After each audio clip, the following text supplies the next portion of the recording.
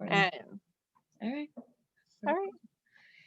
Hi, I'm Linda with TAP, the Talented Alliance of Part-Time Professionals. And I'm Tanya, also with TAP. We thought we'd take a step back and talk a little bit today about why hire part-time professionals and why do we even care.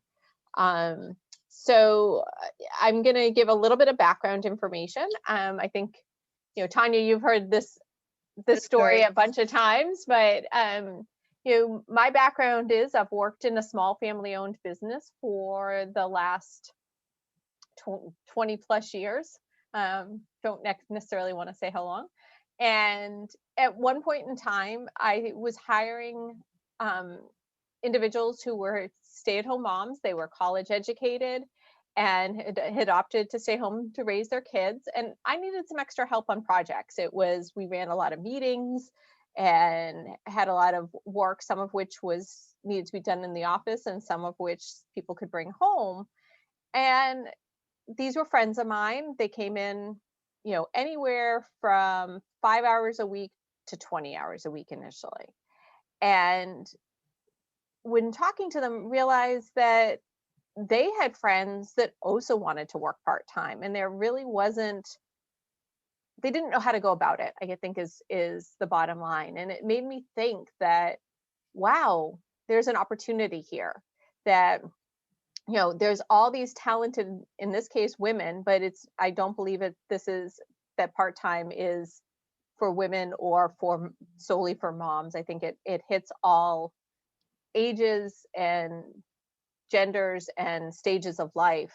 But so we started to talk internally about, creating an organization for people that want to work part-time and the companies that hire them. And I know, Tanya, you and I started to talk because at the time that I was letting this idea percolate and starting to form it, you were working and managing a store. I think you were a manager at that time, but correct me if I'm wrong. Yep, I was at Starbucks. Yep.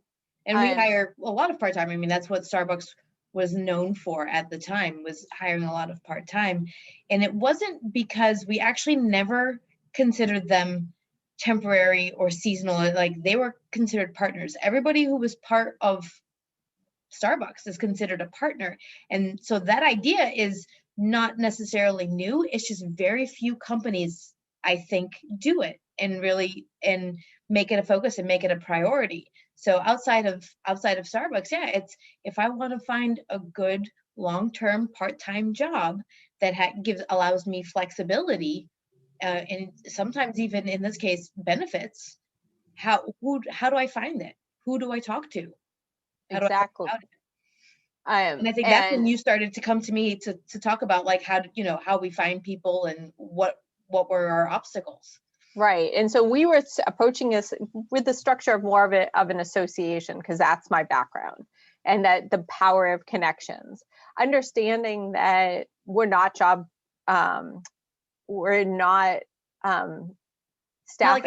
firm. Right, not like a headhunter or stuff. So for people who don't know what an association is, what exactly is an association and how would it help? So, and such a great question. Associations, number one, come in all shapes and sizes. There's ones that are focused on companies, and the company is a member to better the industry. So there's a couple of associations on the company side, or at least one that people may have heard of through their campaign, and that's Got Milk. And that's for the Dairy Association, and it's for the dairy farmers promoting drinking milk. Yeah. And so again, you may have seen that ad. Maybe you're not old enough. I don't quite know what years that ad ran. So those were the dairy farmers that came together for that. A couple other ones that people have heard of is the American Medical Association and the American Bar Association. The American Medical, it's your doctors. The American Bar Association, it's your lawyers. Those are individuals that are part of a group where they can get education, they can network with other people in their field and people that serve their field, and learn the latest trends, stay up to date. The association may lobby on their behalf. And, one of the primary things in the way we looked at it is that network is that exchange of information, so that, to your point, where does someone who wants to work part-time find a part-time job, and where do they even start to connect, and learn how to structure it? I mean, there's a lot to this, and we're not trying to make a 50-minute video or like a podcast I listened to this week that was 5 hours. That's too long. I don't have that bandwidth. And I know your commute isn't that long. But you said something really important that I want to make sure we talk about today, and that is that Starbucks didn't hire seasonally. They didn't see a part-time individual as temporary. And those are two of the things that really strike home to me. And I also look at it, it doesn't have to be entry level. That part-time, if you start to dig in, there are part-time dentists, there are part-time professors, there are part-time, I've seen part-time CEOs, believe it or not. And yeah, when I will talk to someone and say, I've created an organization for part-time, they'll say, oh, I need a temporary employee. No, there's temporary. I think everything has its place. I think full-time is super important to our economy, and part-time should not be a way to never hire a part-time person should never be a way to not hire a full-time person. I'm sorry, I misspoke. For your company, part-time is terrific to fill a gap. So, Tanya, I'll have you talk about this at Starbucks for a second, but for my company, it was that gap of, we have, like every small company, accounting, bills need to be paid, payroll needs to be done. And we do that for some of our clients, but we're not large enough that I need to hire someone full-time to do that work. And so to have a full-time person on staff for whom accounting is a piece, they're not able to focus on what they love to do and is their strength, because half the time I might ask them to do as a design project or something that just really doesn't mesh with them. So for me, hiring someone part-time to do accounting meant that person knew what they were doing, enjoyed it. I got the best of them because they were working on projects that they loved. Right. And how did you find people to fill that gap? So you did say it was, you had friends in that were looking for that, but how specifically, say, the accounting, how did that come up as one of your needs? So early on, I actually had someone that I hired fresh out of college, and she really liked accounting, and she stayed with me for about a year, and a good chunk of her time, she did about the 20 hours a week on accounting. And at the end of the year, she came to me and resigned and said, I want to do full-time accounting and you don't have the work. Right. Fast forward, I'm not even sure what year, she had gone and gotten an MBA, and her life situation had changed. And I connected with her and said, hey, what would it take to bring you back part-time? Because that was what she was looking for. She wasn't looking for a full-time position. So we started to talk and created the role for her, knowing what her strengths were, knowing that she was a team player, knowing how reliable and amazing she is. And then how it fit into your schedule and how we could work into what your particular office needed. Right. And so what's interesting, and accounting is such a great example, Tanya, is sometimes people say, well, why don't you hire an accounting firm or someone that is doing bookkeeping or accounting for 6 or 7 companies? What was different with Erica was she was part of our team. So as we started TAP, she was part of the conversations and was able to bring her perspective to our conversation. She attended some of our meetings. She would attend. We had a client, still have the same client, that in non-COVID times had in-person meetings, and she would go once a month, and she would answer the phones and she would work on other projects. So we didn't have just someone that only did the bookkeeping and left. She handled all of that. And then where she had extra time, she would work with us on other projects. So I feel like it was such a great win for my company, and it filled what she needed.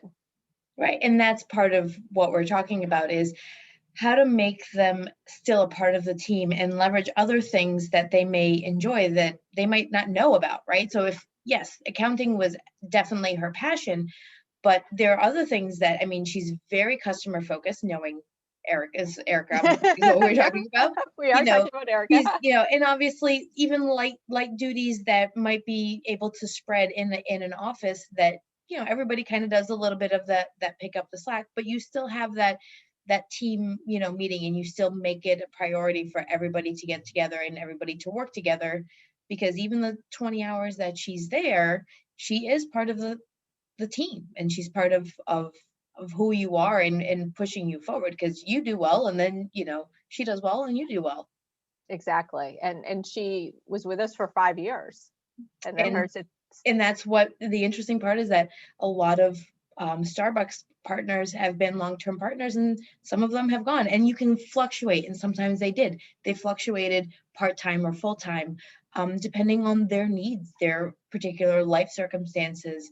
The great thing for a lot of them, and we had a lot of military spouses, so a lot of military spouses were able to transfer when their partner got, husband or wife, whichever one it was, when they got transferred to a new assignment, then they were able to then transfer with and keep the benefits. And it was a way for them to connect with other people, not just the other military spouses, and have a little bit of security, right? And something to do, because if they didn't necessarily have kids, I had one partner, her name was Melissa, they didn't have kids. So if her husband was away, she's home, unless she really made, and sometimes it's a good way for somebody who's a little bit more introverted maybe to get out and meet different people, but then then you also are keeping busy, and it's a source of income. But she had that stability, knowing that Starbucks supported her when she needed to be part-time and when she needed to be full-time, if she needed to pick up extra hours, if she she needed to do other things, and she was treated the same as everybody else. Yeah, and I think that the part of the key too is Starbucks invested in the training of their staff, right? So, the nice thing with Starbucks, for a large company that's doing it, is the way you make a latte, or how to ring up a cash register, is not going to vary from store to store across the country, because it's of the way it's owned.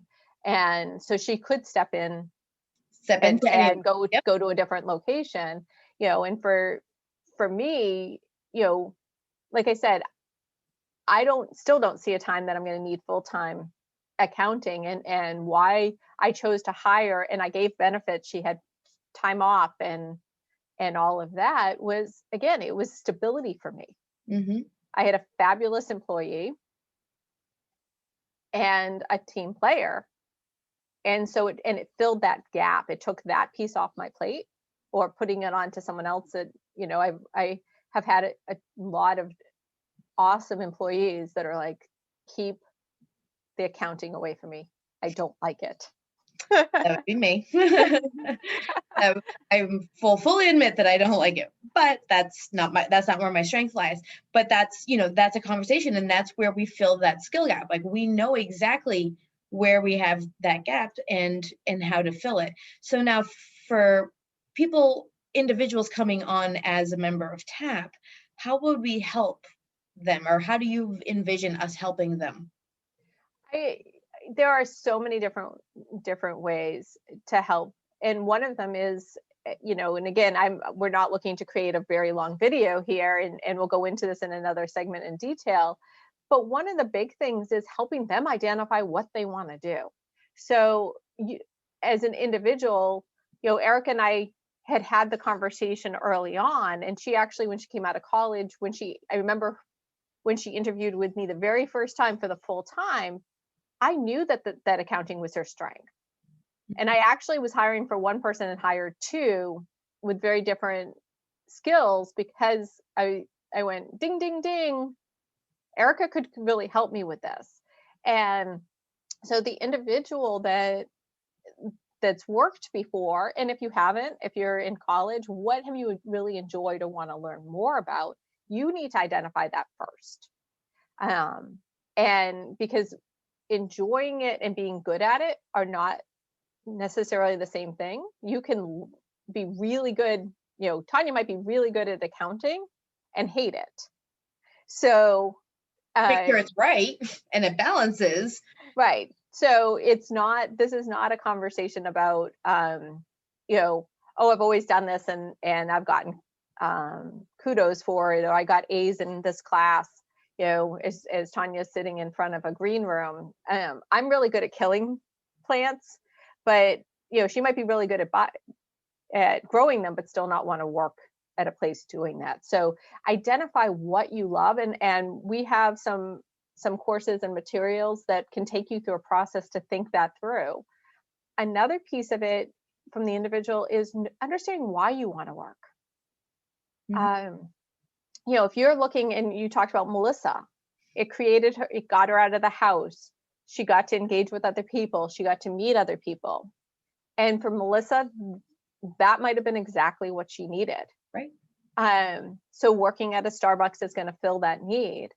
If that's the reason that she's working, is to connect with other people and create a community and get out of the house, then she's not going to want to work for a company that she's working remotely on her own on different hours than her coworkers, and is, for example, editing papers. Right. She might be fairly capable of doing so, but it's not going to fill that other need. So I think, again, so how can we help someone? We're giving you some of the tools and self-assessments so you identify what you bring to the table, because unfortunately, a lot of companies need someone to hit them by a 2x4 to say, oh, this is why we should hire someone like this. And the clearer you are of what you bring to the table to say, I fill this need for you, and I'm going to do it better than the next person. In 20 hours or less. Exactly. I'm not a unicorn. I'm not trying to be all things to all people. I know what my strengths are. And this is where I'm going to do the most good for you. And this is going to be how I'm going to help your company grow. And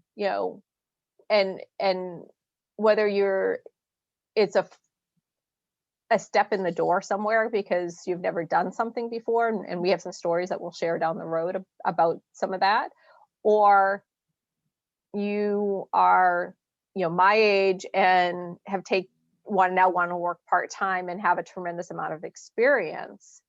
It doesn't really matter. You just need to share what your value is and explain to people what that is and how you're going to help that company grow, because Melissa, as being a great partner, helped Starbucks grow. Mm-hmm. And I bet a lot of people don't say, oh, it's just the barista. Well, think back to any experience you've had that's been nasty. Yep. You know exactly who to blame. And it has nothing to do with the whole store. Mm-hmm. Most of the time. Most of the time. You'll only remember that interaction. Exactly. It's usually a waiter, a server, somebody on the phone if you're, trying to deal with a utility company. Yeah. I mean, so it can be in any industry. Mm-hmm. We've often said here is being on the phone, we are their only experience that some of the members have. And we have a board of directors for our groups. They may never meet the board of directors. They may never meet the other members. So if Buddy, I'm going to pick on the dog that's here, is mean, that's what they're going to remember. Yes. So we all have the ability to help someone grow and grow at the same time. So before we go too far down the rabbit hole, I think that seems like a good place to break. Do you have any final thoughts?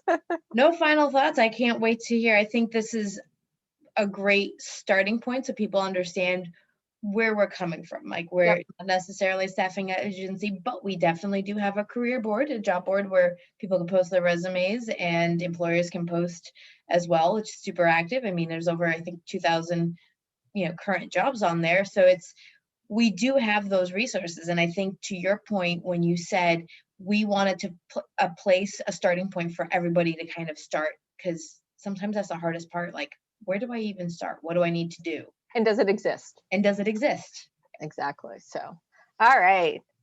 We'll see you then the next one. We'll see you next time.